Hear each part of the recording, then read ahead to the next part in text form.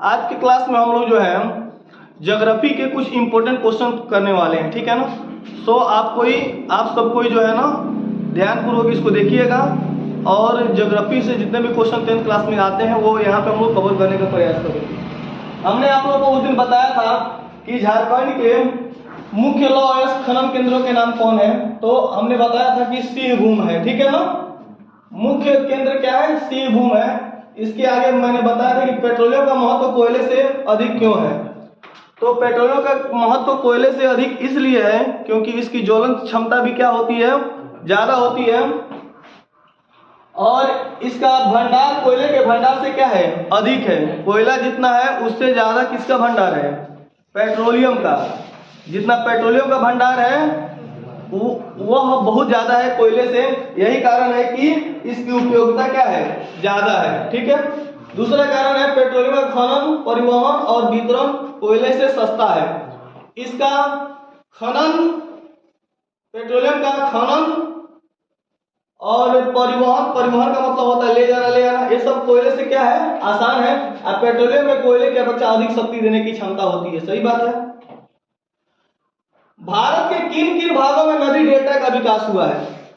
बताइए लोगों, भारत के किन किन क्षेत्रों में नदी डेल्टा का विकास हुआ है? तो देखो, जहां पे आपकी जलोढ़ मिट्टी पाई जाएगी, जहां पे जलोढ़ मिट्टी पाई जाती है वहां पे डेल्टा का विकास, और जलोढ़ मिट्टी में डेल्टा जलोढ़ मिट्टी में ज्यादा होता है।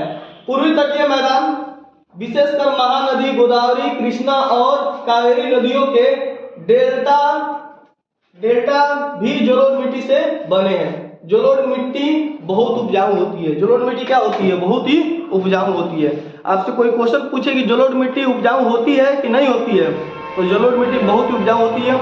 इसमें खासकर जो है ना गेहूं, धान इत्यादि की फसलें लगाई जाती है।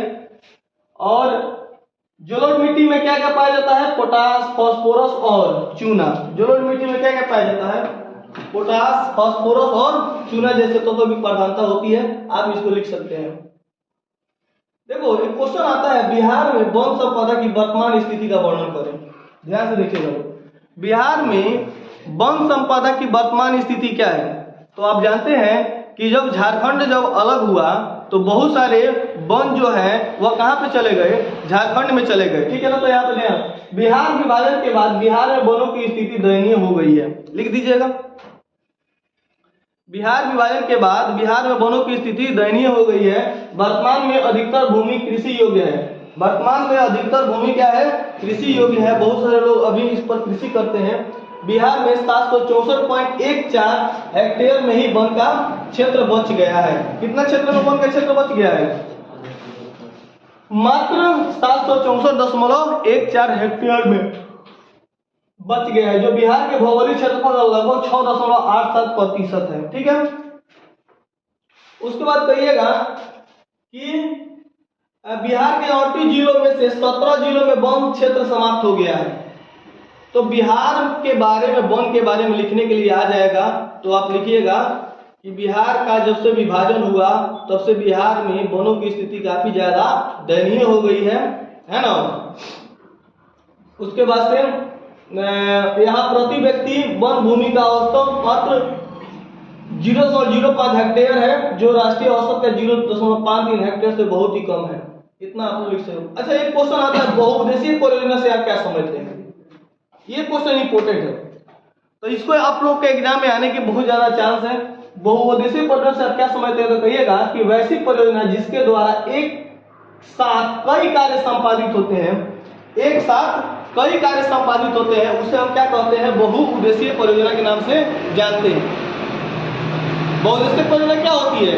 वैसी परियोजना जिसमें एक के लिए काम किया जाए लेकिन उससे बहुत सारा आपूर्ति होता हो, बहुत सारा लाभ उससे होता हो, उसे हम लोग कहते हैं बहुउद्देशीय परियोजना। बहुउद्देशीय परियोजना कहलाती है नदी घाटी परियोजना द्वारा बाढ़ नियंत्रण, मृदा प्रयोग, विद्युत उत्पादन, मत्स्य पालन, पर्यटन आदि के कार्य किए जाते हैं। समझ रहे हैं?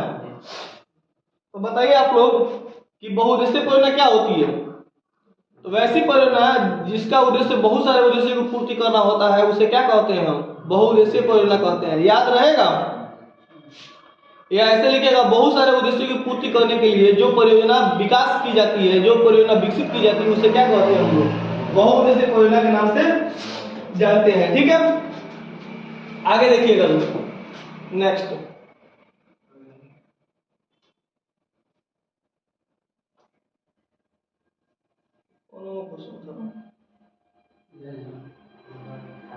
ये 5 है।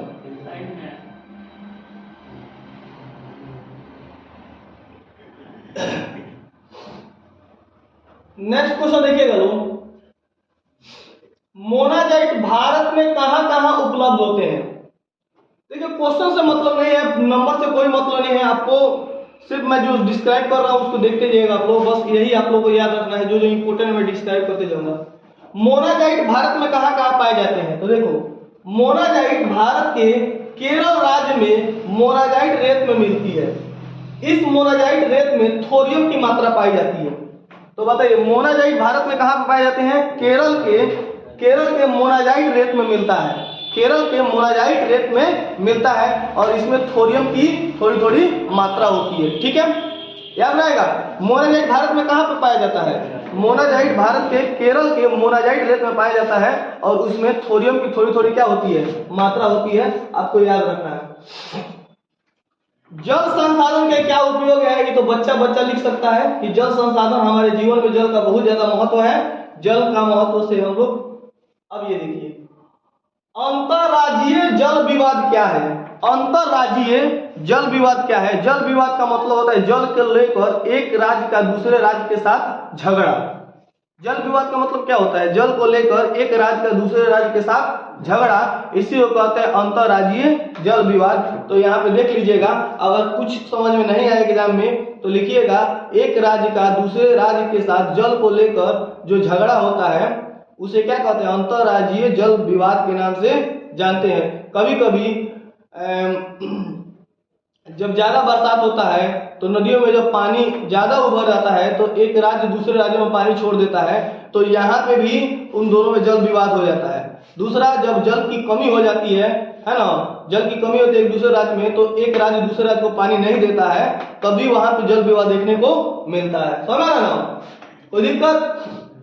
कोयले के विभिन्न प्रकार, ये इंपॉर्टेंट है, इसको लिख लीजिएगा। कोयला मुख्य रूप से 4 प्रकार का होता है, एंथ्रासाइट, बिटुमिनस, लिग्नाइट और पिट। 4 प्रकार का कोयला होता है, एंथ्रासाइट, बिटुमिनस, लिग्नाइट और पिट। सबसे उत्तम क्वालिटी का कोयला कौन होता है? एंथ्रासाइट, उसके बाद बिटुमिनस, उसके बाद लिग्नाइट। सबसे घटिया कोयला कौन होता है? पिट कोयला होता है। ठीक है ना? तो आप लोग देख सकते हैं कोयले का 4 प्रकार, एंथ्रासाइट, बिटुमिनस, लिग्नाइट और पिट। ठीक है, सबसे अच्छा कौन होता है? एंथ्रासाइट। पेट्रोलियम में किन किन वस्तुओं का निर्माण, पेट्रोलियम से किन किन वस्तुओं का निर्माण होता है? पेट्रोलियम ताप प्रकाश के लिए ईंधन, मशीनों को स्नेहन, अनेक विनिमय उपयोग, कच्चा माल प्रदान करता है, तेल शोधनालय।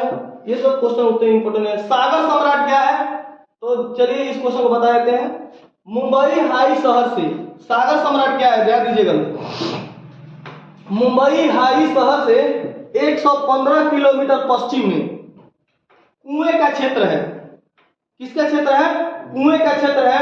मुंबई हाई के तेल भंडारों की खोज ने देश की तेल मांग की आपूर्ति को काफी हद तक पूरा किया है। मुंबई हाई से तेल निकलवाने के लिए सागर सम्राट नाम का जहाज द्वारा इस क्षेत्र में तेल की खोज की जाती है। यानी कहिएगा सागर सम्राट क्या है? एक प्रकार का जहाज है, एक प्रकार का जहाज है।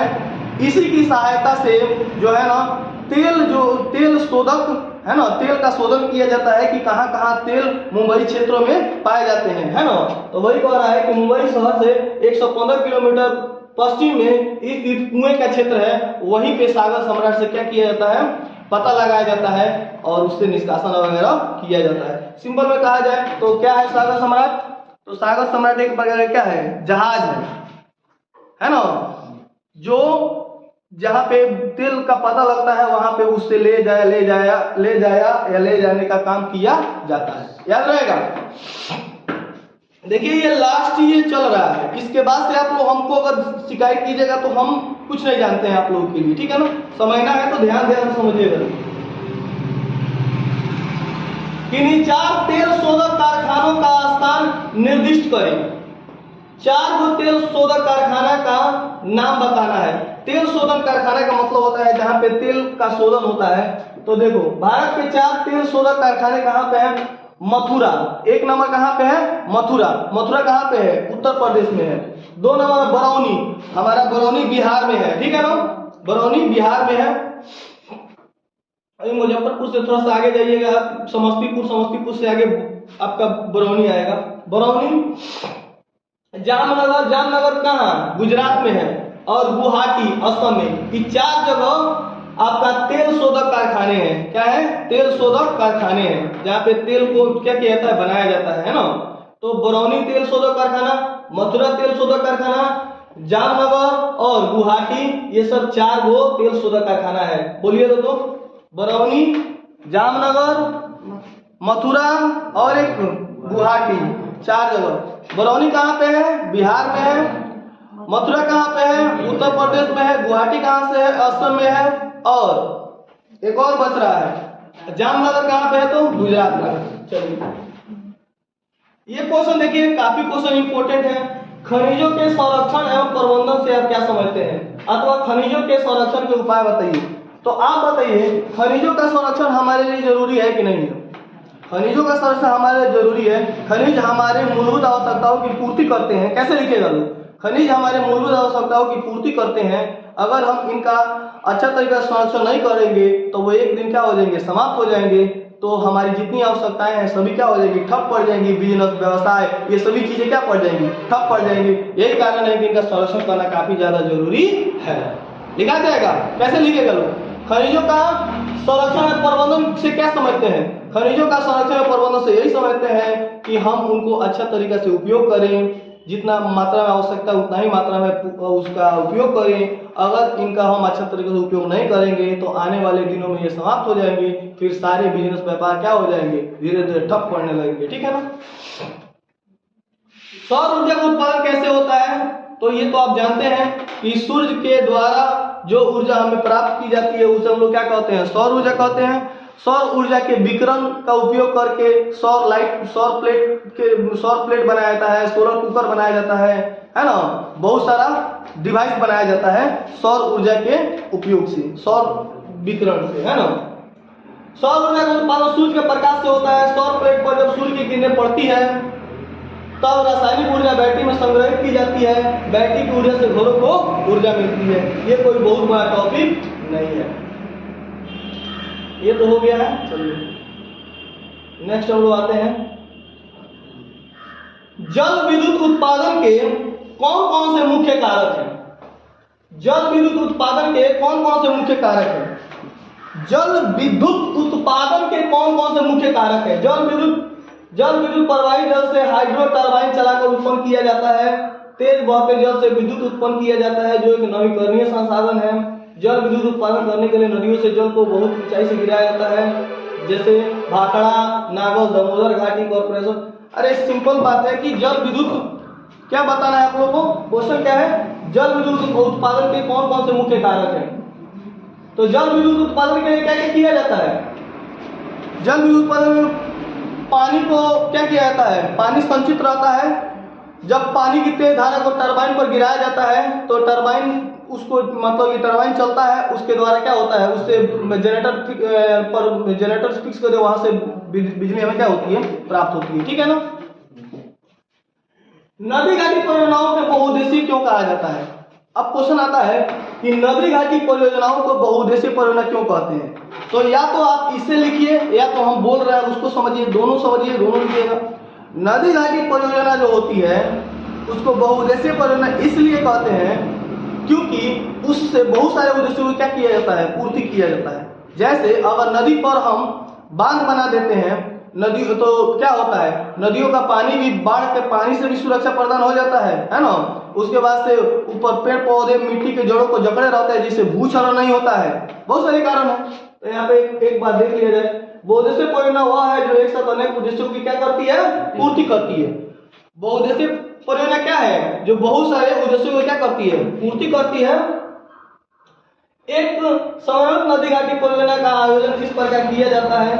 ये सब नहीं, नदी घाटी परियोजना अब जिससे बाढ़ नियंत्रण होता है, सिंचाई के लिए प्रयोग किया जाता है, भू अपरदन रोकता है। भू अपरदन मतलब क्या होता है? भूमि को के मिट्टी को जो है क्षय नहीं होने देता है, उसको भू अपरदन कहते हैं। बिजली उत्पादन होता है, मछली पालन होता है। इसी सब उद्देश्यों के कारण इसे क्या कहते हैं? बहुउद्देशीय परियोजना के नाम से जानते हैं। आपसे कोई क्वेश्चन पूछेगा कि नदी घाटी परियोजना को बहुउद्देशीय परियोजना क्यों कहते हैं, तो आप क्या कहिएगा? आप कहिएगा कि नदी घाटी परियोजना को बहुउद्देशीय परियोजना इसलिए कहते हैं क्योंकि इसके द्वारा बहुत सारे उद्देश्यों की पूर्ति की जाती है, जैसे कि बाढ़ नियंत्रण होता है, भूक्षरण को रोकता है, मछली पाल सकते हैं, सिंचाई कर सकते हैं, अनेक प्रकार के कार्य कर सकते हैं। यही कारण है ना कि उसको बहुउद्देशीय परियोजना कहते हैं। समझ आ रहा है? आगे बढ़ते हैं हम। निम्नलिखित नदी घाटी परियोजना किन किन राज्यों में अवस्थित है? तो कुछ देता है जिसको आपको बताना रहता है। बताइए, हीराकुंड उड़ीसा में है या महानदी पर बना हुआ है? ठीक है, हीराकुंड कहाँ पे है? उड़ीसा में है या किस पर बना हुआ है? महानदी पर बना है। तुंगभद्रा कर्नाटक में है। तुंगभद्रा कहाँ पे है? कर्नाटक में है। रिहंद परियोजना रिहंद नदी पर बनाया गया है। यह उत्तर प्रदेश तथा मध्य प्रदेश की सीमाओं में अवस्थित है। याद रहेगा? तो बताइए, रिहंद परियोजना किस नदी पर है? रिहंद नदी पर है, उत्तर प्रदेश तथा मध्य प्रदेश की सीमाओं पर है। हीराकुंड कहाँ पे है? उड़ीसा में है, यह महानदी पर है। तुंगभद्रा कहाँ पे है? कर्नाटक में है। ये सभी पूछ देता है, आप लोग इसको बता सकते हैं। कहेगा कि हीराकुंड परियोजना किस नदी पर है? तो कहिएगा महानदी पर है। कहाँ है? तो उड़ीसा में है। झारखंड राज्य के मुख्य कोयला उत्पादक क्षेत्रों के नाम बताइए या अंकित कीजिए। तो चलिए, झारखंड में जानते हैं कि कोयला बहुत ज्यादा है झारखंड में, है ना।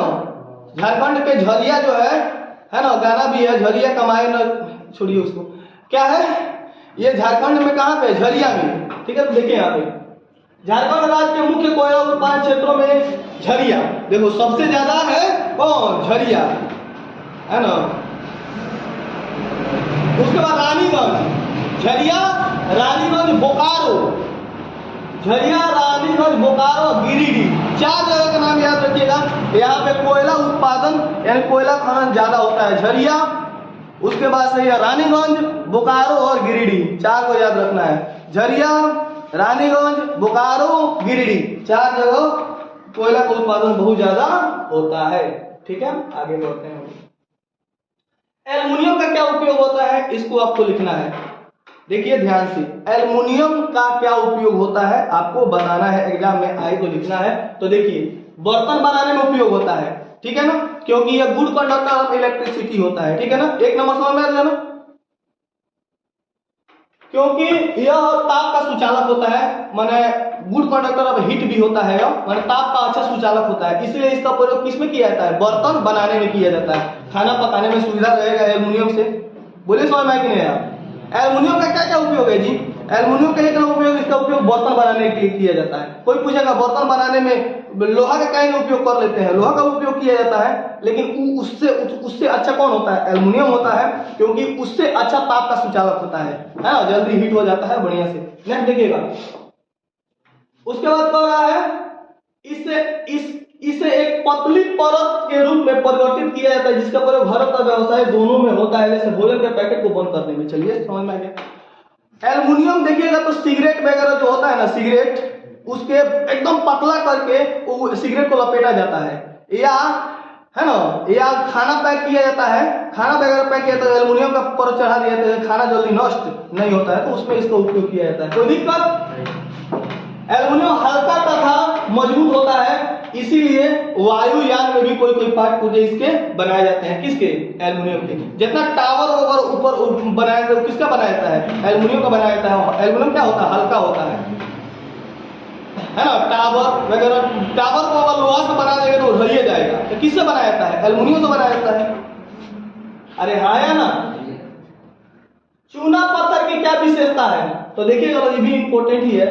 चूने का पत्थर कैल्शियम अथवा कैल्शियम कार्बोनेट तथा मैग्नीशियम कार्बोनेट से बनी चट्टानों में पाया जाता है। कहाँ पाया जाता है? कैल्शियम अथवा कैल्शियम कार्बोनेट तथा मैग्नीशियम से बनी चट्टानों में पाया जाता है। यह मुख्यतः अवसादी चट्टानों में मिलता है। चूना पत्थर किस में मिलता है? अवसादी चट्टानों में मिलता है। किस में मिलता है? अवसादी चट्टानों में मिलता है। चूना पत्थर सीमेंट उद्योग का एक आधारभूत मटेरियल है। चूना पत्थर सबसे ज्यादा किस में उपयोग होता है? तो सीमेंट उद्योग में, सीमेंट बनाने में चूना पत्थर का सबसे ज्यादा उपयोग किया जाता है। कोई दिक्कत? और यह औषधि चट्टानों में ज्यादा पाया जाता है। खनिजों की मुख्य उपयोगिता क्या है? खनिजों की मुख्य उपयोगिता है हर एक चीज, है ना, जो हमारे जीवन को आवश्यकता को पूरा करता है। बहुत सारी चीजें किससे बनाई जाती है? खनिज से बनाई जाती है। देखो, छोटी सी सुई से लेकर विशाल का जहाज तक खनिज से बनाए जाते हैं। तो बताइए, खनिज की जरूरत है कि नहीं है? सुई से लेकर बड़ा बड़ा जहाज तक किससे बनाया जाता है? खनिज से बनाया जाता है। खनिजों से रेलवे लाइनें बनाई जाती है, सड़कों को पक्का बनाया जाता है, हमारी मशीनरी, और ऐसा समझिए ना कि बिना खनिज के हमारा जीवन संभव नहीं है। हर एक चीज किससे बनाया जाता है? खनिज से बनाया जाता है। लिख दीजिएगा लोग, खनिजों की क्या उपयोगिता है? खनिजों की बहुत सारी उपयोगिता है। हमारे दैनिक जीवन में जो जो चीज हमें उपयोग की जरूरत होती है वो किससे बनाए जाते हैं? खनिज से बनाए जाते हैं। यहाँ तक कि भोजन में भी हम खनिज लवणों का उपयोग करते हैं, है ना। मैग्नीज का उपयोग क्या होता है? बहुत ही इंपॉर्टेंट क्वेश्चन। मैग्नीज, Mn, जिसको हम लोग संकेत में कहते हैं Mn, मैग्नीज। मैग्नीज का क्या उपयोग होता है? ध्यान दीजिएगा। मैग्नीज एक महत्वपूर्ण खनिज है। ये देखो, किसी चीज को लिखने के लिए है ना, सबसे पहले एक लाइन तो यही हो गया, मैग्नीज एक महत्वपूर्ण खनिज है। एक लाइन तो यही हो गया, एल्युमिनियम एक महत्वपूर्ण खनिज है। एक लाइन तो यही हो गया। दूसरे का लाइन के बारे में नीचे सोचेंगे ना, धीरे धीरे हम लोग कम से कम 7-8 लाइन बढ़िया से लिख देंगे। मैग्नीशियम एक महत्वपूर्ण खनिज है जिसका उपयोग लोहा तथा इस्पात बनाने में होता है। चलिए, 2 लाइन हो गया। मैग्नीज एक बहुत ही महत्वपूर्ण खनिज है, इसका उपयोग लोहा एवं इस्पात बनाने में किया जाता है। चलिए, लोहा तथा इस्पात बनाने में होता है। मिश्रित धातु बनाने के लिए यह मूलभूत कच्चा पदार्थ है। गुड। यानी मिश्रित धातु का मतलब होता है जैसे कि पीतल, है ना, चाहे कोई चीज मिश्रित करके बनाया जाए तो मिश्रित धातु, मिश्रित बनाने के लिए, मिश्रित धातु बनाने के लिए यह एक कच्चा माल होता है। यानी हर किसी में थोड़ा थोड़ा उपयोग किया ही जाता है। कौन?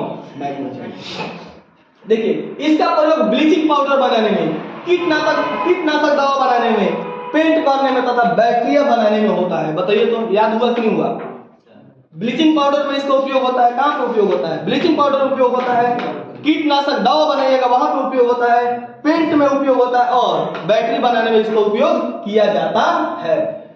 कोई दिक्कत? मैग्नीज का उत्पादन कौन कौन करता है? तो उड़ीसा करता है, मध्य प्रदेश करता है, कर्नाटक तथा आंध्र प्रदेश। उड़ीसा, मध्य प्रदेश, कर्नाटक, आंध्र प्रदेश, याद रहेगा। उड़ीसा, मध्य प्रदेश, कर्नाटक, आंध्र प्रदेश। देखो, 2 प्रदेश आ रहा है, मध्य प्रदेश, आंध्र प्रदेश, उड़ीसा, कर्नाटक। ये सब सबसे ज्यादा मैग्नीज का उत्पादन करते हैं। उड़ीसा, मध्य प्रदेश, और कौन? आंध्र प्रदेश और कर्नाटक। ठीक है। अभ्रक का उपयोग क्या है? देखिए, अभी हम लोग मैग्नीज पढ़े हैं। मैग्नीज का उपयोग कहाँ कहाँ है जी? मैग्नीज का उपयोग होता है लोहा तथा इस्पात बनाने में। उसके बाद मैग्नीज का उपयोग कहाँ कहाँ है? पेंट बनाने में, कीटनाशक दवा बनाने में, बहुत सारे जगह उपयोग होता है। अब अभ्रक का उपयोग देखिए। देखो, इसमें भी लिखिएगा, अभ्रक एक महत्वपूर्ण खनिज है। एक लाइन तो यही हो गया, समझ रहे ना। दूसरा, इसका उपयोग इलेक्ट्रॉनिक्स उद्योग में होता है। इसका उपयोग कहां पे होता है? इलेक्ट्रॉनिक्स उद्योग में होता है। जितना आप इलेक्ट्रॉनिक्स डिवाइस बनाते हैं उसमें किसका उपयोग होता है? तो अभ्रक का उपयोग होता है। प्राचीन काल में इसका उपयोग आयुर्वेदिक दवाओं के लिए होता था। इसका उपयोग विद्युत उपकरण बनाने में होता है। अरे भाई, वही बतिया तो 2 बार कर दिया है, वो भी चालू है। देखो, इलेक्ट्रॉनिक डिवाइस चाहे विद्युत उपकरण, दोनों एक ही चीज है। इलेक्ट्रॉनिक डिवाइस को क्या कहते हैं? हिंदी में विद्युत उपकरण कहते हैं। देखो, कुछ नहीं है, 2 लाइन आराम से बढ़ा दिया। आप लोग भी ऐसे ही दिमाग लगा के बढ़ा सकते हैं एग्जाम में, और एक के लाइन में लिख दीजिएगा, वो भी कहेगा कितना ही बकलो लड़का है ना। सही कह रहे हैं ना। देखिए, एक ही चीज 2 बार लिखा है।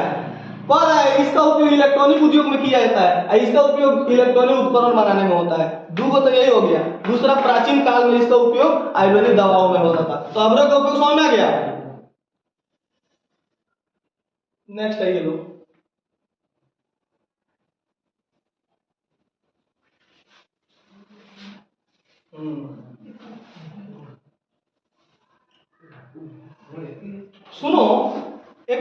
होता है पारंपरिक एवं गैर पारंपरिक ऊर्जा स्रोतों के 3 उदाहरण दो। कुछ नहीं करना है। पारंपरिक ऊर्जा का मतलब क्या होता है? जो बाप दादा के जमाने से चला आ रहा हो, उसे कहते हैं पारंपरिक उद्योग। पारंपरिक ऊर्जा के स्रोत क्या हो जाएगा? कोयला, पेट्रोलियम, ये सब क्या है? पारंपरिक है, जो एकदम पुराने जमाने से चला आ रहा है, लोग उस पर घिसते पीटते आ रहे हैं, उसे क्या कहेंगे? पारंपरिक। अपारंपरिक मतलब नया नया बना है, जैसे कि सौर ऊर्जा, विद्युत ऊर्जा, जल ऊर्जा, ये सब क्या है? अपारंपरिक। पवन ऊर्जा, ये सब क्या है? अपारंपरिक है। बस इसको लिख देना है। पारंपरिक में देखो लकड़ी, कोयला, पेट्रोलियम, और गैर अपारंपरिक सौर ऊर्जा, पवन ऊर्जा, पेट्रोलियम। देखो अगर कोई क्वेश्चन नहीं याद होता है ना तो बहुत ज्यादा भारी लगता है वो। अगर आ जाता पारंपरिक और अपारंपरिक ऊर्जा के स्रोतों को लिखी 3 को, तो आप सोचिएगा। अब तो याद हो गया ना। पारंपरिक का मतलब जो परंपरागत आ रहा है, कोयला, पेट्रोलियम, लकड़ी, है ना, चारकोल, ये सब पारंपरिक है। अपारंपरिक में सौर ऊर्जा, विद्युत ऊर्जा, पवन ऊर्जा, ये सब आ गया। कोई दिक्कत? आगे बढ़े। हाई देखो, गोंडवाना समूह के कोयले क्षेत्रों का नाम लिखें। गोंडवाना समूह के कोयले क्षेत्रों का नाम लिखना है, तो ध्यान देना। गोंडवाना समूह का कोयला धातु शोधक कोयला कहलाता है। गोंडवाना समूह का कोयला धातु शोधन का कोयला कहलाता है। इसके प्रमुख क्षेत्र जो है वह दामोदर घाटी, पश्चिम बंगाल तथा झारखंड है। ठीक है ना। बिहार का शोक कोसी नदी, बंगाल का शोक दामोदर नदी। तो याद रखिएगा, यह दामोदर घाटी पश्चिम बंगाल तथा झारखंड में रानीगंज बोकारो में स्थित है। यह प्राचीन कालीन कोयला है। गोंडवाना समूह का कोयला प्राचीन कालीन कोयला है। प्राचीन कालीन कोयला में कौन आएगा? दामोदर समूह का कोयला। आगे बढ़े, चलिए। तो राष्ट्रीय संसाधन क्या है? वैसे संसाधन जो हमारे राष्ट्र में होते हैं, उन्हें राष्ट्रीय संसाधन कहते हैं। ठीक है ना, समझ में गया ना। विकसित संसाधन किसे कहते हैं? जो संसाधन पूर्णतः विकसित हो चुके हैं उन्हें क्या कहते हैं? विकसित संसाधन कहते हैं। अरे कुछ भी नहीं है, दिमाग रहेगा तो ज्योग्राफी लिख के तुम लोग चला आएगा, पेज एकदम फाड़ के चला आएगा एग्जाम में। पेज फाड़ने का मतलब समझता है, मुहावरा है ये, नहीं कि पेज फाड़ देगा लोग तो चलेगा ना। पेज फाड़ के लिखने का मतलब क्या होता है जी? मैं खूब ज्यादा लिखना। पेज फाड़ के लिखने का मतलब ये नहीं कि पेज फाड़ के तब लिखे, समझ? मुहावरा ये सब है। चलिए, अरे बोलो ना, विकसित संसाधन। विकसित संसाधन वे संसाधन जिनका सर्वेक्षण हो चुका है, जिनका विकास हो चुका है, उपयोग के लिए इनकी मात्रा भी भली भांति निर्धारित कर ली गई है। इन संसाधनों का विकास उपलब्ध तकनीक तथा लागत पर निर्भर करता है। कोई दिक्कत? चलिए, अजैव संसाधन कैसे कहते हैं? जिसमें जीवन नहीं पाया जाता है उसे क्या कहेंगे? अजैव संसाधन। अ माने नहीं, जैव माने जीवन। जिसमें जीवन नहीं पाया जाता उसे क्या कहेंगे? अजैव संसाधन कहते हैं। जैसे पहाड़, है ना, पहाड़ हो गया, पठार हो गया, ब्रिक है, और क्या हो जाएगा आपके? पत्थर हो गया। ये सब अजैव संसाधन जिसमें जीवन नहीं पाया जाता है। हाँ, ये क्वेश्चन देखो, 10 लुप्त होने वाले पशु पक्षियों का नाम बताना है। 10 को लुप्त होने वाले पशु पक्षियों का नाम बताइए लोग। तो देखिए, नीली भेड़, एशियाई हाथी, काला हिरण, भारतीय जंगली गधा, भारतीय गेंडा, पूंछ वाला मकाक, पहाड़ी कोयला का जंगली चित्तीदार उल्लू। ये सब क्या है? आई देखो, भारत के 4 जैव मंडल। सुंदर है पश्चिम बंगाल, सुंदर वन कहाँ पे है? पश्चिम बंगाल में है। नंदा देवी उत्तरांचल में है। उत्तरांचल यानी उत्तराखंड में कौन सी है? नंदा देवी है। समझ ना, उत्तरांचल कहाँ पे है? नंदा देवी उत्तरांचल में है। मन्नार की खाड़ी, ये तो तमिलनाडु में है, सबसे नीचे। तमिलनाडु में तमिलनाडु का मैप देखेगा ना तो सबसे नीचे मन्नार की खाड़ी है। तो मन्नार की खाड़ी कहाँ पे है? तमिलनाडु में है। नीलगिरी कहाँ पे है? केरल में है। केरल, कर्नाटक, तमिलनाडु तीनों के क्षेत्र में नीलगिरी पर्वत पाया जाता है। ठीक है ना, तो बताइए तो नीलगिरी कहाँ पे है? केरल, तमिलनाडु, कर्नाटक के तीनों क्षेत्र में पाया जाता है। सुंदरबन कहाँ पे है? सुंदरबन पश्चिम बंगाल में है। नन्ना देवी उत्तरांचल, मन्नार की खाड़ी तमिलनाडु, ये सब आपको याद रखना है। वन्य जीवों के ह्रास में प्रदूषण जनित समस्या पर अपना विचार स्पष्ट करें। तो देखिए मैं स्क्रीन पर बता देता हूं, आपको ये अपना याद रखना है कि वन्य जीवों का ह्रास हो रहा है प्रदूषण के कारण। वन्य जीवों का ह्रास हो रहा है प्रदूषण के कारण। आप जानते हैं कि प्रकृति का और जीवों का एक दूसरे के साथ घनिष्ठ संबंध है। अगर प्राकृतिक में असंतुलन बिगड़ता है तो वह वन्य जीवों को हानि पहुंचाता है ना। प्रकृति में कोई चीज ज्यादा अगर बढ़ जाता है, कार्बन डाइऑक्साइड चाहे क्लोरोफ्लोरोकार्बन कुछ भी बढ़ जाता है तो उससे जीवों की क्या होती है, हानि होती है। इस क्वेश्चन को खुद से आपको लिखना है, ठीक है ना। भू क्षरण क्षेत्र कौन कौन से होते हैं? जहां पे अत्यधिक मात्रा में हवाएं चलती है, जहां पे अत्यधिक मात्रा में बाढ़ आते हैं, वहां पे भूक्षरण ज्यादा होता है। भूक्षरण का मतलब समझते हैं लोग, भूमि का कटाव होना। भूक्षरण का मतलब क्या होता है? भूमि का कटाव होना, भूमि कट के बह जाना पानी के साथ चाहे हवा के साथ, उसे क्या कहते हैं? भूक्षरण कहते हैं। समझ आना? चाहे अत्यधिक सिंचाई कर दिया जाता है, पानी आ जाता है तो भूक्षरण हो जाता है, ठीक है ना। जैसे कि आप लोग जानते हैं ना, किसी का खेत जो है नदी में बह जाता है, क्यों? क्योंकि भूक्षरण हो गया ना, तो उसी को भूक्षरण कहते हैं। ये देहात के लोग तो सिंपल में समझते हैं भूक्षरण का मतलब बहा के नदी का पानी काट के लेके चला गया किसको, जमीन को, उसको भूक्षरण कहते हैं। तो देखो आगरा, इटावा, जलौनी, तमिलनाडु के दक्षिणी और पूर्वी आकाश कन्याकुमारी भूक्षरण क्षेत्र कहलाते हैं। नेक्स्ट है ये लो, धात्विक खनिज के दो प्रमुख पहचान क्या है? धात्विक खनिज के दो प्रमुख पहचान क्या है? धात्विक खनिज के दो प्रमुख पहचान इस प्रकार है, इन्हें पिघला कर तार खींचा जा सकता है, ठीक है। अरे धात्विक खनिज का मतलब क्या होता है? जिसमें धातु पाया जाता है। तो धातु को पीट कर पतला पतला चादर बनाया जा सकता है, धातु को पीट कर पतला पतला तार बनाया जा सकता है। इनकी यही विशेषता होती है, कोई दिक्कत? अरे धातु खनिज समझ सकता है, जिसमें धातु पाया जाता है तो धातु को पीट कर पतला पतला तार बना लीजिए, धातु को पीट कर पतला पतला चादर बना लीजिए। सुनो, लौह एवं अलौह यानी धात्विक एवं अधात्विक खनिजों में अंतर क्या होता है? तो देखो, लौह खनिजों में लोहे की प्रतिशत अधिक होती है, जबकि अलौह में बहुत कम मात्रा में लोहा पाया जाता है। तो लौह का मतलब जिसमें लोहा पाया जाता है, और लौह का मतलब जिसमें लोहा बिल्कुल नहीं पाया जाता है, पाया भी जाता होगा तो तनी मनी, ठीक है। सुनो, कैंसर रोग के उपचार में वन का क्या महत्व है?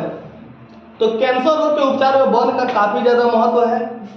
वन के कुछ पेड़ पौधे ऐसे होते हैं जिनकी टहनियां, जैसे टेक्सोल दिया हुआ ना, चीड़ की एक प्रकार का सदाबहार वृक्ष, हिमालयन एक औषधीय पौधा है। हिमालयन पौधे और अरुणाचल प्रदेश में कई क्षेत्रों में पाया जाता है। पेड़ की छाल, पत्तियों, टहनियों और पेड़ों से टेक्सोल नामक रसायन निकाला जाता है। टेक्सोल नामक रसायन होता है जो कैंसर के उपयोग में क्या होता है? सहायक होता है, ठीक है ना। तो बताइए, तो कैंसर के रोकथाम में वन का महत्व है? हाँ सर, बिल्कुल है।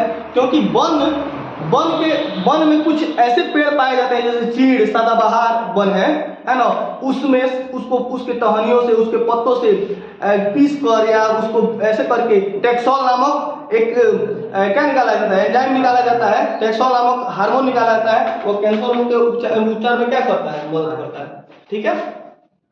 देखो, वन के पर्यावरणीय महत्व के बारे में बताइए, कौन नहीं जानता है कि वन का जीवन में क्या उपयोग है?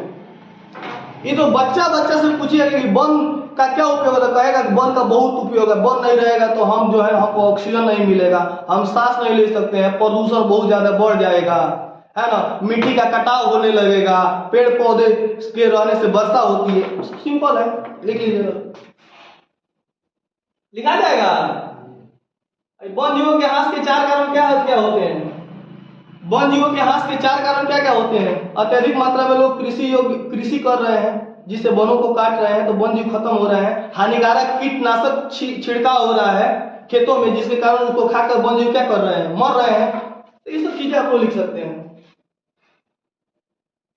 वन और वन जीवों के संरक्षण में सहयोगी रीति रिवाजों का उल्लेख करें। वाह, ये क्वेश्चन इंपॉर्टेंट आ जाता है। इस क्वेश्चन को आप इंपॉर्टेंट कह सकते हैं। अब कैसे, देखो वन जीव और वन जीवों के संरक्षण, ध्यान देना मेरी बात पर।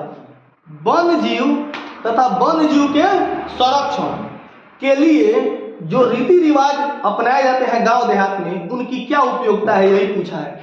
तो देखो लोग कहते हैं ना बरहम बाबा, बरहम बाबा को मत, बरहम बाबा के लोग पूजा करते हैं, निमिया माई, तो ये सब काहे कहते हैं, ये सब काहे लोग रीति रिवाज अपनाए। बरगद के पेड़ पर भूत रहेला, क्यों कहते हैं ऐसा, जानते हैं? ये सब लोग जो बनाए ना वो बहुत ही चालू व्यक्ति थे, बहुत ही मतलब कि क्या थे, वो लोग विशिष्ट ज्ञानी व्यक्ति थे। पीपल 24 घंटा ऑक्सीजन देता है। अब आप बताइए कि पीपल को बरहम बाबा अगर नहीं कहा जाता, लोग तो इसको भी काट देते ना। जैसे लोग अन्य पेड़ को काट देते हैं, वैसे इसको भी काट काट के, और जानते हैं बहुत मोटा मोटा होता है, इससे तो बहुत ज्यादा लकड़ी निकलता, इससे बहुत ज्यादा जलाव में होता, लेकिन लोग जो है ना डरते हैं बरहम बाबा का पेड़ काटने में, एक टहनी तोड़ने में डरते हैं। सोचिए अगर नहीं बनाता लोग बरहम बाबा, पूजा नहीं करता लोग, तो लोग इनको भी क्या करते, काट के हटा देते। निमिया माई, नीम का पेड़ भी 24 घंटा ऑक्सीजन देता है, उसका बहुत सारा उपयोग है ना दवा बनाने में। अगर लोग उसको निमिया माई नहीं कहते तो क्या किया करता, लोग उसको काट काट के सब खत्म कर देते। बरगद के पेड़ पर भूत, इसको सोच के लोग बरगद के पेड़ के नीचे ले जाते हैं, जल्दी उपयोग नहीं करते हैं, यही कारण है ना, इसीलिए यही सब रीति रिवाज है। समझ में गया? आगे बढ़ते हैं। खादर और बांगर में अंतर स्पष्ट करना है। देखो नदियों द्वारा लाई गई पुरातन मिट्टी को खादर कहते हैं, है ना? नहीं, नई मिट्टी को खादर कहते हैं और पुरातन मिट्टी को बांगर कहते हैं, याद रखिएगा। देखो नदियों द्वारा बाढ़ के मैदान में नवीन बारीक वाली मिट्टी को हम लोग खादर कहते हैं और पुरानी मिट्टी को क्या कहते हैं, बांगर कहते हैं, बांगर कहते हैं। नदियों द्वारा लाई गई पुरातन मिट्टी को बांगर, नवीन मिट्टी को खादर, याद रहेगा। नवीन मिट्टी को खादर, पुरातन मिट्टी को बांगर, याद रहेगा। संभाव्य संसाधन क्या होते हैं? देखो संभाव्य संसाधन का मतलब ऐसा संसाधन होता है जो जिनकी संभावना है कि यह वहां पे मिलेंगे, ठीक है। संसाधन किसे कहते हैं जानते हैं? जो हमारे आवश्यकताओं की पूर्ति करते हैं उन्हें क्या कहते हैं? संसाधन कहते हैं। आगे से भारत की नदियों को प्रदूषण क्या रोकने का कारण बताइए, बता सकते हैं? भारत की नदियां क्या है? विश्व की कोई भी नदियां अत्यधिक मात्रा में जो है ना गंदे पानी को बहाव करना, फैक्ट्रियों का, कल कारखाना का कचरा, कूड़ा, गंदा पानी नदियों में बहाया जाता है, जिससे नदियां क्या हो रही है? प्रदूषित हो रही है। खनिज क्या है? जानवे करते हैं। समोच्च कृषि से आप क्या समझते हैं? चलिए इस टॉपिक पे आ जाए। समोच्च कृषि से आप क्या समझते हैं? देखो एक समोच्च रेखा होता है, समोच्च रेखा गोलाकार होता है। समोच्च रेखा मैं बता रहा हूं, अगर गोलाकार तरीके से कोई कृषि की जाती है उसे समोच्च कृषि के नाम से जानते हैं। यहां पे देखिएगा, कृषि का मतलब होता है खेती बाड़ी करना। लोग देखते हैं ना सीधे खेती करते हैं, लोग सीधे खेती करते हैं, है ना। पहाड़ों पर सीढ़ी नुमा खेती की जाती है जिससे पानी रुक रुक के जाए, है ना। जहां पे ज्यादा हवाएं चलती है वहां पे क्या किया जाता है? बहुत सारे कृषि का भी अलग अलग टाइप है, जब आगे पढ़िएगा ना तो दो पट्टीदार कृषि भी होती है। कैसी कृषि होती है? पट्टीदार कृषि भी होती है।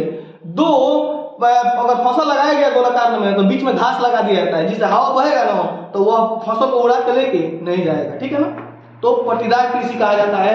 सीढ़ी नुमा कृषि किया जाता है पहाड़ों पर जिससे पानी रुकता है। समोच्च कृषि किया जाता है समोच्च रेखा की तरह, ठीक है। देखिए ढाल वाली भूमि पर समोच्च रेखाओं के समानांतर हल चलाने से ढाल के साथ जल बहाव की गति घटती है, इससे समोच्च जुताई कहा जाता है। ढाल वाली भूमि पर सोपान बनाए जाते हैं, पहाड़ी ढलानों को काटकर चौड़ी चौड़ी सीढ़ियां बना देते हैं। ढाल वाली भूमि पर समोच्च रेखाएं बना दी जाती है। सोपान कृषि अथवा समोच्च कृषि मृदा अपरदन को नियंत्रित करती है। इस तरह ढाल वाली भूमि पर समोच्च कृषि की जाती है। पश्चिम और मध्य समोच्च कृषि समझते हैं लोग। वैसी कृषि जो समोच्च रेखाओं की तरह होती है उसे समोच्च कृषि के नाम से कहते हैं। सीढ़ीनुमा खेती होती है, ठीक है ना। पहाड़ों पर क्या किया, सीढ़ियों में ढाल बना दिया था जिससे पानी क्या होता है, रुकता है, और इससे मृदा अपरदन नहीं होता है, भूक्षरण नहीं होता है। वन विनाश के बारे में आप जानते हैं, वन विनाश के मुख्य कारक क्या है, लोग वन को काट रहे हैं, यह वन विनाश का सबसे मुख्य कारण है। समझ रहे हैं? चलिए आगे आइए। हरित क्रांति से आप क्या समझते हैं? हरित क्रांति, देखो हरे भरे फसलों के क्षेत्र में हुई क्रांति को क्या कहते हैं, हरित क्रांति कहते हैं। याद रहेगा, हरे भरे फसलों के क्षेत्र में हुई क्रांति को हरित क्रांति कहते हैं। यानी नए नए बीजों का आविष्कार, नए नए टेक्निक का आविष्कार ने कृषि में काफी ज्यादा योगदान दिया, जिससे उत्पादन बहुत ज्यादा क्या हो गया, बढ़ गया। याद रहेगा, नए नए बीज का आविष्कार, खाद का आविष्कार से कृषि उत्पादन क्या हो गया, बढ़ गया। इसे ही क्या कहते हैं, हरित क्रांति कहते हैं। हरित क्रांति का मतलब कि खेतों से संबंधित है, समझ रहे ना। मत्स्य क्रांति का मतलब होता है मछली पालन से, है ना। पीली क्रांति का मतलब होता है दलहन उत्पादन से, है ना। ये सब क्रांतियां होती है, ठीक है। लाल क्रांति का मतलब क्या होता है, मीट उत्पादन से। आगे बढ़े, संसाधन किसे कहते हैं, संभावी और संचित को समांतर बताना है। जलोढ़ मिट्टी के विस्तार वाले राज्यों के नाम बताइए। चलिए इसको बताते हैं। जलोढ़ मिट्टी के विस्तार वाले राज्य कौन कौन से होते हैं? देखो, उत्तर भारत का मैदान हिमालय की 3 महत्वपूर्ण नदी प्रणालियों सिंधु, गंगा और ब्रह्मपुत्र द्वारा लाए गए जलोढ़ मिट्टी के नीचे से बना है। जो सबसे उत्तर, भारत के जो सबसे उत्तर में है, वहां पे 3 नदियां हैं, सिंधु, गंगा और ब्रह्मपुत्र। वहां की जो मिट्टी है काफी ज्यादा क्या है, उपजाऊ है। वहां की मिट्टी क्या है, काफी ज्यादा उपजाऊ है। बिहार, उत्तर प्रदेश, पंजाब, असम, हरियाणा, पश्चिम बंगाल, उत्तराखंड आदि राज्यों में जलोढ़ मिट्टी का विस्तार सबसे ज्यादा है। जलोढ़ मिट्टी का विस्तार सबसे ज्यादा है। यहां पर देखिए, मान लीजिए कि आपका ये मान लो कि ये आपका इंडिया का क्षेत्र है, ठीक है ना, इंडिया का क्षेत्र है, इंडिया है। तो इंडिया के जो उत्तर में है, ये उत्तर में है, इंडिया के उत्तर में है। यहाँ पे 3 नदियां हैं, यहाँ पे सिंधु नदी, यहाँ पे बता रहा है सिंधु, गंगा और ब्रह्मपुत्र 3 नदियां हैं। और 3 नदियों के क्षेत्र में यहाँ का जो इतना दूर का जो क्षेत्र होता है, इतना दूर का जो क्षेत्र होता है, इसमें क्या पाया जाता है, जलोढ़ मिट्टी सबसे ज्यादा पाया जाता है। यहीं पे है, यहाँ बिहार हो गया, पश्चिम बंगाल हो गया, उत्तराखंड हो गया, पंजाब हो गया, हरियाणा हो गया, ये सब यहीं पे पाए जाते हैं। तो यहाँ पे जलोढ़ मिट्टी क्या पाई जाती है, सबसे ज्यादा पाई जाती है। समझ रहे हो?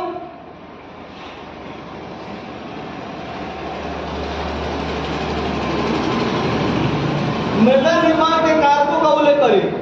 मृदा निर्माण कैसे होता है? चट्टानों के टूटने फूटने से। कैसे होता है? चट्टानों के टूटने फूटने से। मृदा का निर्माण मूलतः चट्टानों के टूटने फूटने और भौतिक कारक है। आधारभूत शैलों या अनावृत कारकों से प्राप्त होता है। शैलों का मौसमी अवसर अपवर्तन क्रिया द्वारा विखंडन होता है। ये सब है, ठीक है ना। आगे चलिए लोग, सुनो क्वेश्चन। पवन अपवर्तन वाले क्षेत्रों में कृषि की कौन सी पद्धति उपयोगी मानी जाती है? तो मैंने बताया ना कि पवन अपवर्तन का मतलब होता है कि पवन उड़ाकर मिट्टी को क्या करता है, लेके चला जाता है। यानी पवन के द्वारा मिट्टी का जो कटाव होता है उसे क्या कहते हैं, पवन अपवर्तन कहते हैं। जल अपवर्तन, जल के द्वारा मिट्टी का कटाव होता है उसे जल अपवर्तन कहते हैं। अब पवन के द्वारा मिट्टी का कटाव होता है उसे क्या कहते हैं, पवन अपवर्तन। वहां पे पट्टीदार कृषि की जाती है, दो फसलों के दो पट्टी के बीच में जो घास की पट्टी लगाई जाती है, वहां पे पवन अपवर्तन वाले क्षेत्रों में, ठीक है ना। देखो, पवन अपवर्तन वाले क्रिया को पवन अपवर्तन कहा जाता है। देखो वाई जिससे अंदर बाहर पानी आसानी मृदा कटाव। पवन अपवर्तन वाले क्षेत्रों में पट्टिका कृषि, देख रहे हो, पट्टिका कृषि की जाती है, जो फसलों के बीच में घास की पट्टियां लगाई जाती है, ठीक है ना। पवन अपवर्तन वाले क्षेत्रों में पट्टिका कृषि की जाती है। कौन कृषि की जाती है? पट्टिका कृषि की जाती है। आगे बढ़े, इतना आप शक्ति इंपोर्टेंट नहीं है। ये कौन नहीं जानता है सौर ऊर्जा का उत्पादन कैसे होता है? सौर ऊर्जा उत्पादन सूर्य के प्रकाश से जो ऊर्जा, जो बिजली बनाई जाती है उसे क्या कहते हैं, सौर ऊर्जा कहते हैं। भारत के किन किन क्षेत्रों में लिए अनुकूल परिस्थिति है।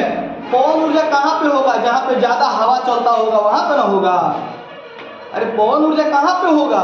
जहाँ पे अत्यधिक हवाएं चलती होंगी, जैसे हॉलैंड। अब विदेश का बात कर रहे हैं, भारत विदेश को, हॉलैंड को क्या कहता है? पवन चक्कियों का देश ही कहा जाता है, वहां पे बहुत ज्यादा पवन चक्की है। उसी तरह भारत में कहाँ कहाँ पाया जाएगा? तो देखो तमिलनाडु में नागरकोइल से मदुरई तक फैली हुई है, सबसे ज्यादा कहाँ पे? तमिलनाडु में। और उसके अलावा कर्नाटक, गुजरात, केरल, महाराष्ट्र में भी इसका क्षेत्र पाया जाता है। गुजरात, तमिलनाडु, महाराष्ट्र, उड़ीसा आदि में पवन ऊर्जा, पवन शक्ति ज्यादा पाई जाती है। कहाँ कहाँ? गुजरात, तमिलनाडु, महाराष्ट्र एवं उड़ीसा। याद रहेगा। स्थानीय मिट्टी बहित मिट्टी से किस प्रकार भिन्न है? अरे सही बात है, स्थानीय मिट्टी बहित मिट्टी से एकदम भिन्न होगा, है ना। जहाँ पे स्थानीय मिट्टी है वहां पे उतना वो स्थानीय मिट्टी उपजाऊ नहीं होती है, लेकिन बहित मिट्टी जो होती है वो काफी ज्यादा क्या होती है? उपजाऊ होती है। यही चीज है। बहित मिट्टी में बालू, कूड़ा करकट, जल की मात्रा होती है, इस पर कृषि करना संभव नहीं होता है। लेकिन जहाँ पे यह मिट्टी छोड़ देती है ना, वहां पे नदी डेल्टा का विकास होता है और वो मिट्टी क्या होती है? काफी ज्यादा उपजाऊ होती है। ठीक है। अरे बहित मिट्टी का मतलब क्या होता है? नदी में बह बह के जो मिट्टी चल रहा है उसमें कंकड़ भी होता है, कूड़ा कचरा भी होता है, उस पर कृषि नहीं किया जाता है। लेकिन अगर वही किसी स्थान पे अगर रख देता है ले जाकर नदी, तो वहां पे डेल्टा का निर्माण होता है और उस डेल्टा में जलोढ़ मिट्टी पाई जाती है, वहां पे कृषि बहुत अच्छा तरीके से किया जाता है। परमाणु शक्ति किन किन खनिजों से प्राप्त होती है? यूरेनियम किसे किसे प्राप्त होती है? Uranium 235, uranium 235, thorium, uranium, thorium और क्या? जिरकोनियम। ये सब जो होते हैं ना, उनसे क्या पाया जाता है? ये आपका परमाणु शक्ति डेवलप होता है। ठीक है ना, याद रहेगा। यूरेनियम 235 आप जानते हैं ना, यूरेनियम 235 के बारे में मैंने बताया था। न्यूट्रॉन दिया जाता है और न्यूट्रॉन से बमबारी कराया जाता है, तो क्या होता है? यूरेनियम 235 फूटता है और 3 को निकलता है उसमें से, फिर वो 3 को वो फोड़ता है। मैंने बताया था ना, आगे नहीं बताया था। तो यूरेनियम, जर्कोन, ये क्या है? यूरेनियम हो गया, थोरियम हो गया, ये सब आपका पाया जाता है। इससे सबसे ज्यादा किसमें दिया है? यूरेनियम, थोरियम, जर्कोनियम, 3 को दिया है। इससे परमाणु शक्ति डेवलप की जाती है। याद रहेगा कि नहीं याद रहेगा? आगे बढ़े। हाय देखो, प्राकृतिक संसाधनों का संरक्षण क्यों आवश्यक है? प्राकृतिक संसाधन कौन सा संसाधन होता है जिसको प्राकृतिक ने दिया है? नदी, जंगल, पहाड़, है ना, जल, ये सब क्या है? प्राकृतिक संसाधन है। बताइए इनका संरक्षण जरूरी है कि नहीं है? आप नदियों को बचा के रखिएगा तो वह भविष्य में क्या करेंगे? जल की कमी को कभी कम नहीं होने देंगे। सही है। उसके बाद से आप पेड़ पौधों को बचा कर रखिएगा, जंगल को बचा कर रखिएगा, तो आपके जीवन में कभी भी अंधेरा नहीं आएगा, आप बीमारी से नहीं मरिएगा, वर्षा अच्छा मात्रा में होगा। तो इनका जरूरी है कि नहीं संरक्षण? मिट्टी, मिट्टी प्राकृतिक संसाधन है ना। अब मिट्टी को आप दोहन कर दीजिए, मिट्टी को आप जो है ना इसमें आप खाद डाल के इसको खराब कर दीजिए, तो वो तो आपकी गलती है ना। लेकिन ऐसा हमें नहीं करना चाहिए, उसका संरक्षण करना चाहिए। समझ आ गया ना? कुछ है इसमें कुछ लग रहा है तुम लोग को। अगर इसको लिखने का ढंग जिसके पास वो 5 लाइनें लिख सकता है क्या? देखिएगा ना, प्राकृतिक संसाधनों का संरक्षण क्यों आवश्यक है? अरे भाई इसलिए आवश्यक है, अगर संरक्षण नहीं करेंगे तो हमारे लिए खतरा है ना। आने हमें कई सारी बीमारियां हो सकती हैं। अगर पेड़ पौधे नहीं रहेंगे तो भारी मात्रा में वर्षा नहीं होगी, समझ रहे ना। तो ये सब चीजें आपको लिख लीजिएगा। ठीक है। सिर्फ सुनने से नहीं होगा बबुआ, अगर नहीं समझ में तो इसको उतार लीजिएगा वीडियो रोक के। ठीक है कि नहीं?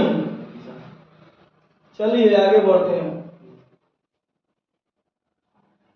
आई देखो, जल प्रदूषण को कैसे रोका जा सकता है? कौन नहीं बता सकता है जी जल प्रदूषण कैसे नहीं रोक? जल प्रदूषण को नियंत्रित करने का उपाय बताओ, कैसे करेंगे? मरे हुए जानवरों को नदी नाला में नहीं फेंकेंगे, फैक्ट्रियों के पानी को जल में नहीं बहाएंगे। तो ये सब हो गया ना, ये सब नहीं लिखने आएगा तुम लोगों को। आज बोलवे नहीं करेगा। कपास के उत्पादन में महाराष्ट्र क्यों प्रसिद्ध है? चलो ये एक नया क्वेश्चन आया, इसको मैं बता रहा हूं। कपास के उत्पादन में महाराष्ट्र क्यों प्रसिद्ध है? अब महाराष्ट्र क्यों प्रसिद्ध है कपास के उत्पादन में? तो देखो ध्यान से, कपास उत्पादन के लिए लावा निर्मित काली मिट्टी, पाला रहित मौसम, तेज धूप एवं शुष्क वातावरण की आवश्यकता होती है। चलो अब आप बताओ, कपास के उत्पादन के लिए सबसे ज्यादा काली मिट्टी का होना जरूरी है। किसका होना जरूरी है? काली मिट्टी का होना जरूरी है। जो काली मिट्टी किससे बनती है? लावा से बनती है। लावा क्या होता है? वो जमीन के अंदर से जो ज्वालामुखी फटता है, जो आग फेंकता है, उस आग जब ठंडी होती है तो उससे क्या बनता है? काली मिट्टी। बहुत दिनों के बाद उसका निर्माण होता है, लावा निर्मित काली मिट्टी। ठीक है।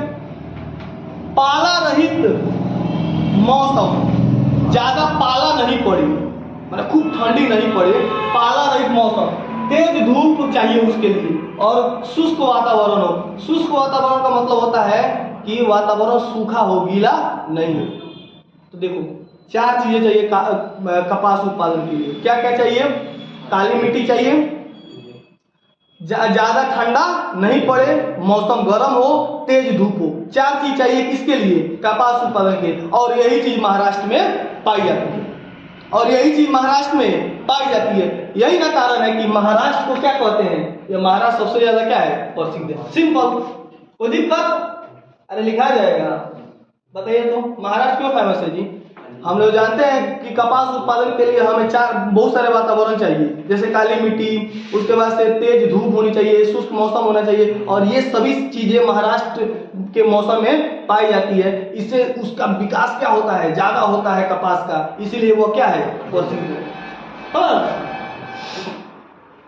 हाय देखो, जीवन निर्वाह कृषि से आप क्या समझते हैं? वीडियो चल रहा है।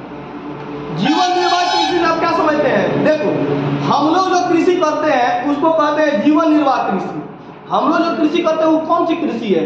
जीवन निर्वाह कृषि है। यानी जीवन के निर्वाह के लिए जो कृषि की जाती है उसे कौन कृषि कहते हैं? जीवन निर्वाह के लिए की जाती है।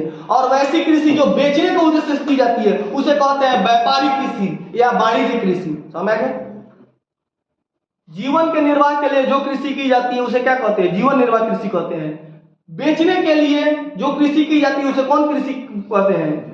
अरे मैं फसल हम लगाए हैं, उस फसल को हमें मार्केट में बेचना है तो उसे कहेंगे व्यापारिक कृषि।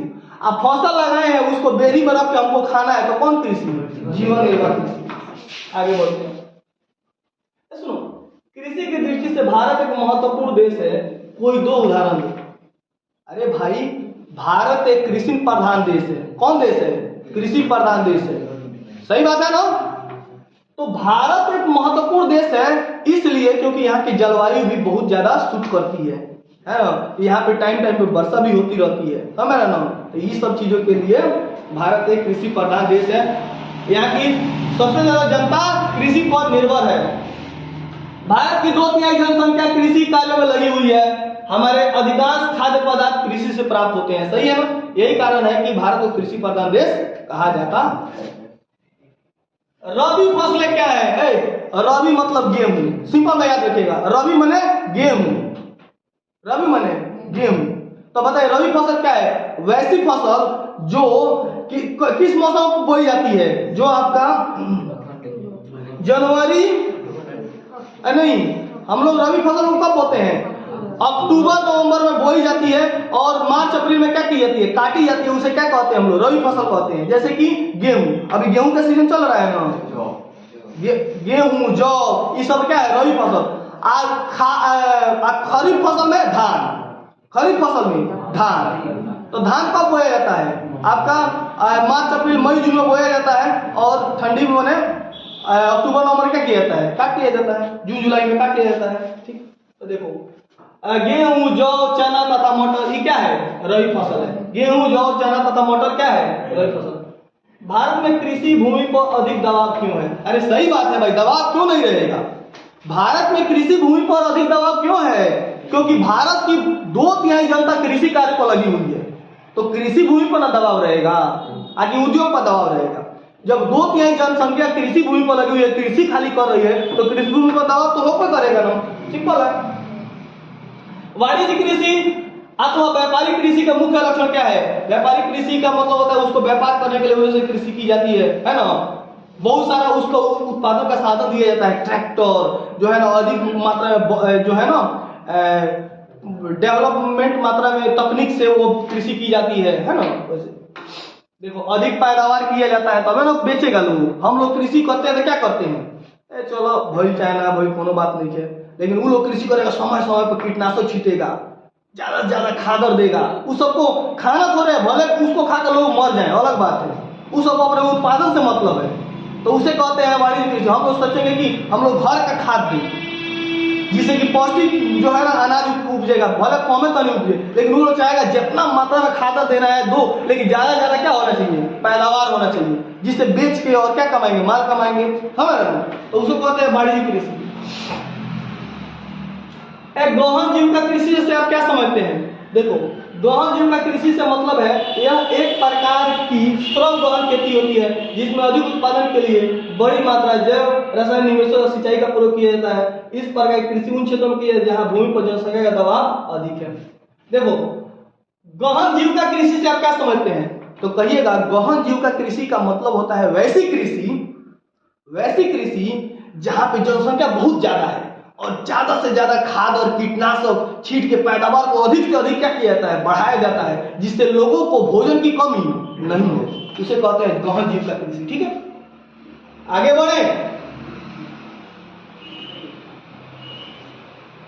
रोपण कृषि के विकास के में किन्हीं दो बातों का महत्वपूर्ण योगदान होता है। रोपण कृषि किसे कहते हैं? वैसी कृषि जो रोपी जाती है, जैसे धान रोपा जाता है ना, तो रोपण कृषि कहते हैं। देखो रोपण कृषि में परिवहन एवं संचार के साधन सस्ते मजबूत और बाजार का महत्वपूर्ण योगदान होता है। इसका कारण यह है कि रोपण कृषि में सारा उत्पादन बिक्री के लिए होता है। ठीक है ना। भारत का कौन सा राज्य रबर उत्पादन के लिए, रबर कहां पे उत्पादित होता है? केरल, राइट, केरल। भारत में केरल राज्य रबर उत्पादन में अग्रणी है। देखो भारत में कौन राज्य जो सबसे ज्यादा है? केरल। इसके प्रमुख कारणों में केरल में 200 सेंटीमीटर से अधिक वर्षा होती है और 32 डिग्री सेल्सियस से अधिक तापमान होता है। सबसे ज्यादा रबर का उत्पादन कहां पे होता है? केरल में। क्यों? क्योंकि वहां पे वर्षा 200 सेंटीमीटर से अधिक होती है और तापमान 32 डिग्री सेल्सियस तक होता है। चलिए आगे बढ़ते हैं। भारत की महत्वपूर्ण रोपण फसल कौन कौन सी है? रोपण फसल चाय, कॉफी, रबर, गन्ना, केला। चाय, कॉफी, रबर, गन्ना, केला। चाय, कॉफी, रबर, गन्ना, केला, ये सब रोपण फसलें होती हैं भारत की। प्रारंभिक जीवन में कृषि की दो विषय तो बताया था। सुनो, भारतीय कृषि विदेशी मुद्रा प्राप्त करने का एक महत्वपूर्ण स्रोत है। कैसे? अरे सही बात है भाई, भारतीय कृषि जब हम करते हैं तो यहाँ की चीजों को हम लोग विदेशों में बेचते हैं और वहां से विदेशी पैसा आता है। समझ रहे? सिंपल है। व्यापारिक कृषि जीवन निर्वाह कृषि में क्या अंतर है? व्यापारिक कृषि सिर्फ बेचने के लिए की जाती है, अत्यधिक मात्रा में कीटनाशक प्रयोग किया जाता है, अत्यधिक मात्रा में उत्पादन किया जाता है। लेकिन जीवन निर्वाह कृषि में वैसा कुछ नहीं किया जाता है। जीवन के निर्वाह के लिए किया जाता है, कम से कम मात्रा में घर का खाद दिया जाता है, उत्पादन थोड़ा सा कम होता है ना, और जीवन के निर्वाह के लिए की जाती है। कोई दिक्कत? भारत विश्व का एक अग्रणी चाय निर्यातक देश है। निर्यातक का मतलब क्या होता है? भेजता है। चाय को क्या करता है? भेजता है।